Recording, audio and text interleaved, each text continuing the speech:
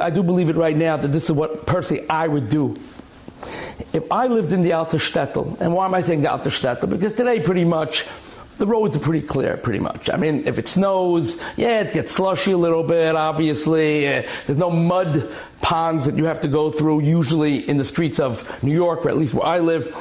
But if I lived in the Alter Shtetl, and in those days, horse and buggies, horses, carriages, there wasn't paved streets the way we have it today. So when it snowed, or when it got rainy, and it got muddy, the streets were a disaster. It was. People had to wear special boots almost the whole winter. And even in the summertime, to certain degrees, they had to wear boots from the elements of the outside.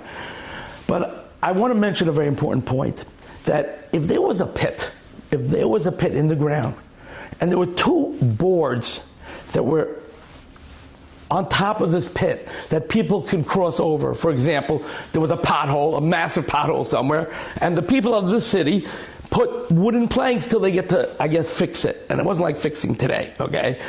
So I'm sure it took some time, or it took a lot more effort than calling a contractor and having him come down from the union and doing what he's got to do to fix potholes, even though wherever I go, I see the same potholes that were fixed for years, opening up as if they never were done, but that's a side issue. If there was a pothole and there were two boards, but a yeshiva bacher needed to go across to get to a yeshiva, a 9th, 10th, 11th, 12th, doesn't make it a base medrash bacher. Somebody that's really davak b'Torah, but there was one board missing, and because of that board missing, this yeshiva bacher would not be able to cross over and get to his chavrusa or get to his base medrash. I'm saying this now. What would happen if it was faced with it? That's a good question. I would actually lie on the floor and lay there over this pit.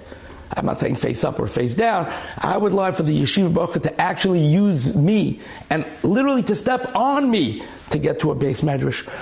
It's a schus to be a vehicle. Now, yes, there has to be a covered atzmi. Yes, a person has to understand that he has value, and the yeshiva boy should not take me up on that offer. I get it.